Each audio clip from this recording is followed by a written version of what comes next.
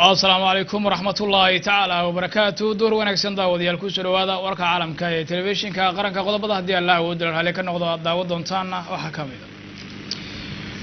شروينها مدرسة إسكاشيكا الصومالية يدق بحياش عالم كاهيا ما أنت كفروا من مقالة مقدشة عاصمة الدلكة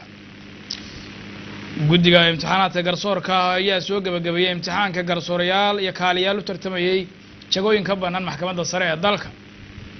أخبارات كديبادة الله سعود دونتانا وحكامي ذات isbahaysiga uu hogaamiyey Sacuudiga ee dagaalka ka wada dalka Yemen oo beeniyay sheegashada Xuutiyiinta ee ah in ay askar badan ka laayeen isbahaysiga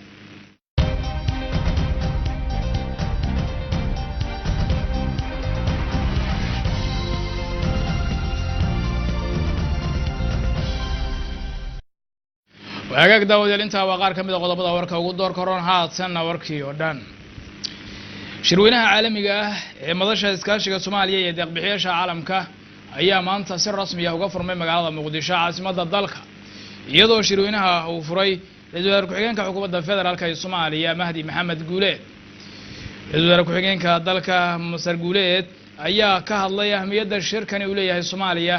iyo sida uu muhiimka ugu yahay in markii ugu horeysay lagu qabanayo magaalada caasimadda waa dalkeena ee Muqdisho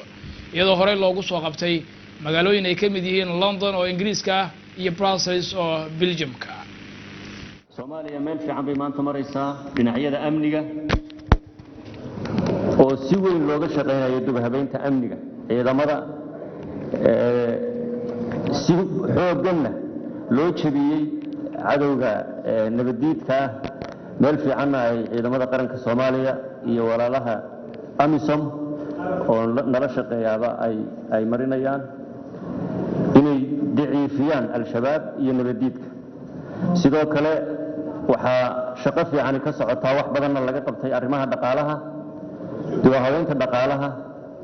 iyo SNB oo World Bank IMF aanu kala shaqeyno iyo in shuruuc wax ku ool ah la diyaariyo maadaama anagu dawladdan markii la dhisay aanu xooga saarnay arrimaha shuruucda iyo siyaasadaha shuruucda xukuumaysa maaliyadda oo kuwa ugu muhiimsanaa qaarkood madaxweynuhu saxeexay sida isgaarsiinta iyo sharciga la dagaalanka musuqmaasuqa waxa kale oo madaxweynuhu saxeexay sharciga naafada marka dhinaca dhaqaalaha dib habeyntiisa iyo in mushaharooyinku bil kasta u soo dhacaan ciidamada iyo shaqaalaha dawladda adeeg kasta oo la qabtaana uu si sharci ah uga baxo wasaaradda maaliyadda iyo hay'adaha xisaabaadka ku shaqada leh systemkaasi si fiican ayuu u shaqeynayaa idinkuna markhaati baa ka tihiin ummadda Soomaaliyeedna markhaati bay ka tahay waa horumar weyn oo aan dhinaca dhaqaalaha ka sameeyno waxa kale oo iyadana si weyn looga shaqeeyay siyaasadda loo dhan yahay oo si fiican u taabagashay shuruucdii dib-u-habeynta dastuurka oo 15kii chapter farsamo ahaan dhameystiran yihiin sharcigii doorashooyinka oo meel fiican maraya golaha wasiiradu ansixiyay hor yaalla golaha shacabka oo ka doodaya hadda marka ay imaka furmaana la horkeeni doono si Soomaaliya 50 sanadood kadib ay uga hirgasho doorasho xor ah oo xalaal ah hal qof iyo hal cod ku dhisan si xor ahna shacabweynaha Soomaaliyeed toos ay u soo dooranayaan wakiiladooda baarlamaanka iyo madaxweynahooda marka taana sharciga iyo baarlamaanka ay hortaala inuu meel fiican mariyo lana ansixiyo waxa kale oo wax weyn aan ka qabanay arrimaha bulshada dhinaca waxbarashada iyo caafimaadka iyo gurmadka gargaarka degdega xuquuqul insaanka oo wax weyn ay Soomaaliya record fiican maanta marayso si fiican taabagal iyo dabagal loogu sameeyay gudida xuquuqul insaankuna xulisteedii ay meel wanaagsan marayso Soomaaliya waxay la bariisantay dikhawga cimilada isbedelka cimilada adduunka oo dhibaato culus ku haya deegaanka dhibaato culus ku haya xoolaha xaalufinta dhirta oo loo bedelo dhuxul lana dhoofiyo oo laga ganacsanayo isaguna dib weyn ku haya deegaankii iyo abaaraha soo noqnoqda oo ay sabab u tahay isbedelka cimilada adduunka barakicinaya dadkii markasta oo roobdo daadad fataha oo xaalufiya dalagii baabiya deegaankii iyo marka abaaruhu dhacaan oo mar labaad xoolihii iyo dadkiiba dhibaato weyn u haysta Soomaaliya waxay ka mid tahay wadamada ugu nugul isbedelka cimilada adduunka waxaan isleeyahay shirkani wax badan ayaa uu kaga hadli doonaa aynuna ka qaban doonaa sidee baan fikir iyo ra'yi isugu biirinaa in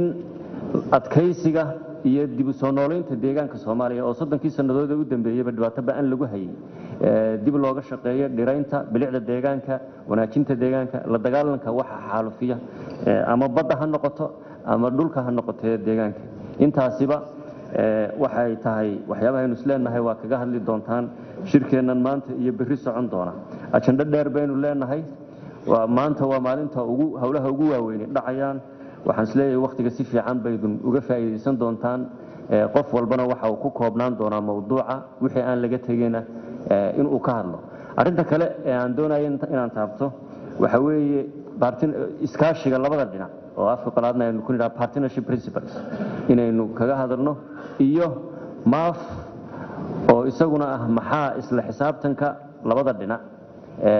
mid walba u yaal laga rabaa dawladda Soomaaliya 15 bilood ilaa 2020 December maxaa noo qorshaysan ay tahay inaanu qabanno dhameystirnana beesha caalamku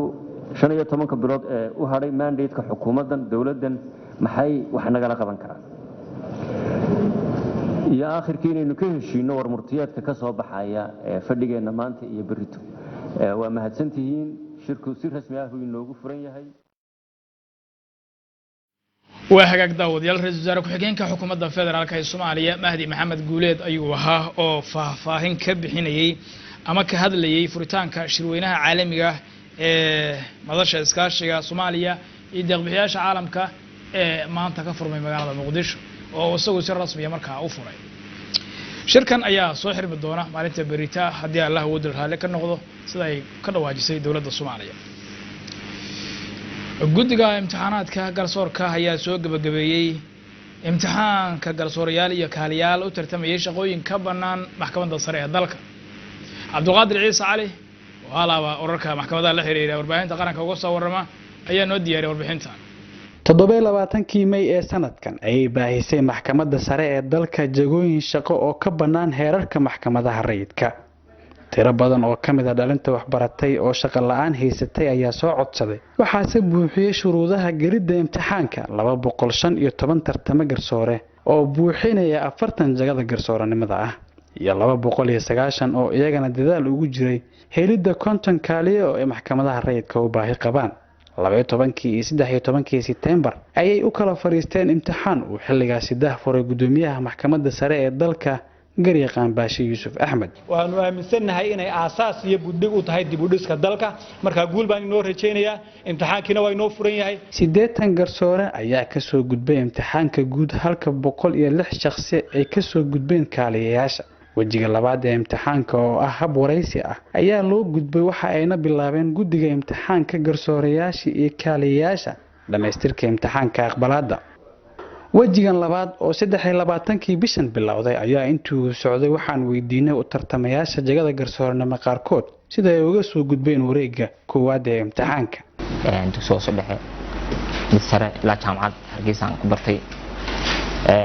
markii la soo xaysiiyay shaqadan garsoornimo waxaan kula kulmay baraha bulshada aan ku arkay saasan markaa ku soo xareeyay ilaa haddana saasan la stage-kan ku soo gaadhay oo dhowr stage hore soo marnay stage-kii labaad imtixaan laga qaaday imtixaankii markaas saasan ku soo baxnay haddana waxaan taaganahay maanta in interview gallo imtixaanka oo ka gudbay caasimadda ayaa dhalinyarada shaqadoonka ah waxaa ka mid ahaa dhalinyaro ka yimid gobolada dalka si la mid ah dhalinyarada baadigoobaysa kaaliyanimada ayaa nala wadaagaya dareenkooda markii hore wallaahi 290 baan ahayn markii imtixaanka lagu kala saarayay markaan dadka eegay ismaan lahayn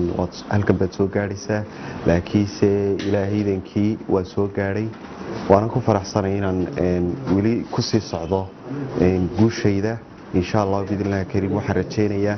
inaan ku guuleysan doono una qalmo positionka hadda waxyaabaha gaarka ah ee lagu imtixaanaya kaaliyayaasha waxaa ka mid ah qoraalada gacanta iyo garaacidda kombiyuutarka oo ah farsamada looga baahan yahay kaaliyaha maadaama uu yahay cidda sida gaarka ah u diiwaan gelisa hadallada dhinacyada dacwadda oo dhan garsoorayaasha ayaa iyagana si gaar ah loogu imtixaanayay sida uu u maamuli karo fadhiga dacwadda iyo habka dacwadda oo wajiye kala duwan leh guddigan 5 xubnood ah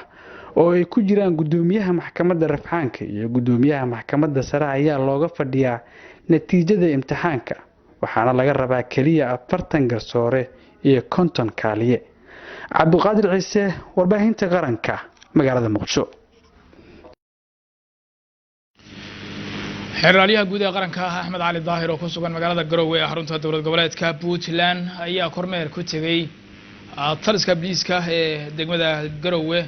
iyo sidoo kale xarumaha maxkamadaha ee Puntland. Maxamed Muuse Tarsan ayaa warbixinta ka soo diray Garowe. xeraalyaha guud ee qaranka Dr. Axmed Cali Daahir ayaa kormeer shaqo ku tagay xafiiska difaacaha xuquuqul aadanaha oo u taagan u qareemida dadka la dulmiyay ee xuquuqdooda lagu tuntay. agaasimaha xafiiska difaacaha xuquuqul aadanaha dowlad goboleedka Puntland Maxamed Yuusuf ayaa xeraalyaha uga waramay xaaladda xuquuqul insaanka ee Puntland.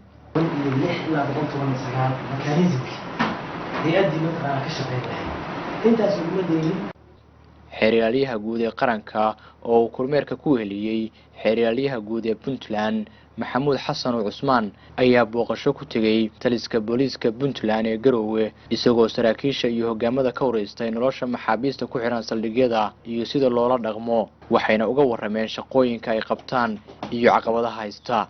xeraalyaha guud ee qaranka Axmed Cali Daahir ayaa kormeerkiisa ku soo gabagabeeyay xarunta garsoorka Puntland isagoo mid u booqday maxkamadda sare maxkamadda rafcaanka iyo tan darajada koobaad howlwadeenada ayuuna ka wareystay howlaha maalinlaha ah ee ay shacabka u hayaan sida uu saxaafadda u sheegay xeraalyaha guud ee Puntland Maxamuud Xasan Cusmaan. maanta taariikhda 30 bishii 9aad xeraalyaha guud qaranka oo dhawaanahan ku joogay kormeer Puntland wuxuu kormeer ku soo maray ugu tagay marka saaka xafiiska xuquuqul aadanaha oo iska wareysteen maxaan ku yiraahdaa shaqooyinka ay u egman yihiin qabashadooda waxaa la iska wareystay maxaan ku yiraahdaa wixii horumar oo la gaaray warbixino dhaadheer ayay ka isweydaarsadeen kadib markii soo dhamaaday miitinkaas uu la yeeshay agaasimaha xuquuqul insaanka xeraalyaha guud iyo waqtiga la socday waxay tageen saldhigga magaalada Garowe waxay kula kulmeen saraakiisha halka ka shaqeysa taliyaha saldhigga waxa halka ku soo dhaweeyay marka ugu horeysaba taliyaha ciidanka booliiska Puntland General Muhidiin kadibna waxaa lagu soo wareegay qaybaha uu ka kooban yahay saldhiggu qaybaha ay ka kooban yihiin maxaan ku yiraahdaa maxkamadda ciidanka qaybaha kale hogaamada ciidanka booliska kadibna waxaa shir iswaraysi ah oo dhex maray saraakiisha booliska ugu sareysa Puntland taliyaha iyo taliyaha xigeenada iyo hogaamada waxaana lagu kala warqaadanayay shaqada halkan ka socota Puntland ka socota ee booliska wada shaqeynta booliska Puntland iyo kan federaalka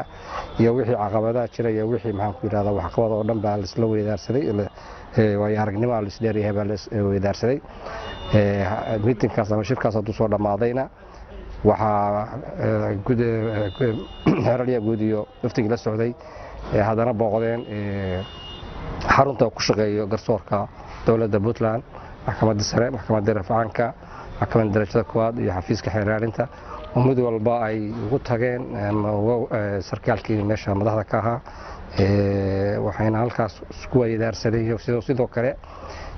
socodka cadaaladda Puntland siday tahay wixii caqabado jira wixii horumar inta waa la iska wareystay kormeerkii maanta wuxuu ku soo gabagaboobay guulba ku soo gabagaboobay insha Allah. Maxamed Muuse Tarsan warbaahinta qaranka Garowe.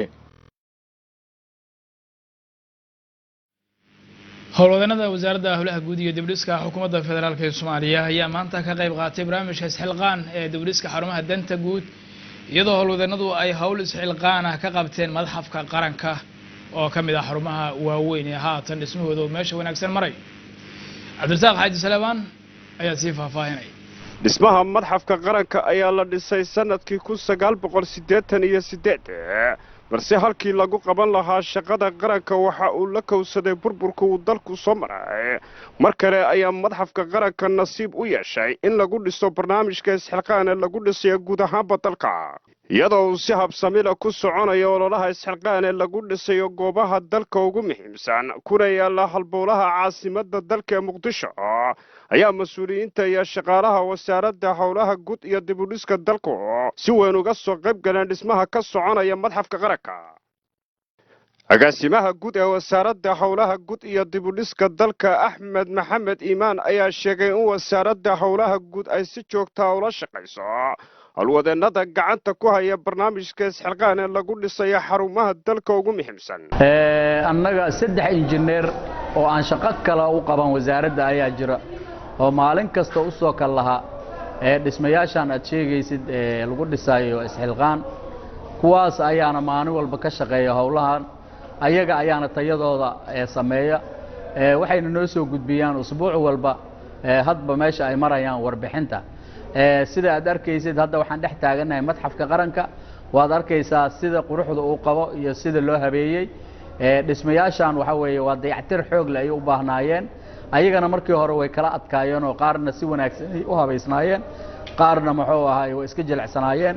kuwa jilicsanaay dhismayaashana talooyinka iyo injineeriyadda aan ka dhiibnay waa lagu dhaqmay waxaan filaynaa inay hawshaas noqon doonto sidii loogu talagalay marka gacanta laga qaado oo dhawaan la furo dhismayaashaas ayaa dadweynaha Soomaaliyeed ku farxi doonaan oo ay arki doonaan waxqabadka isxilqaan ee shaqaaleynaha Soomaaliyeed ay ku dhisayaan kaabayaasha burbura.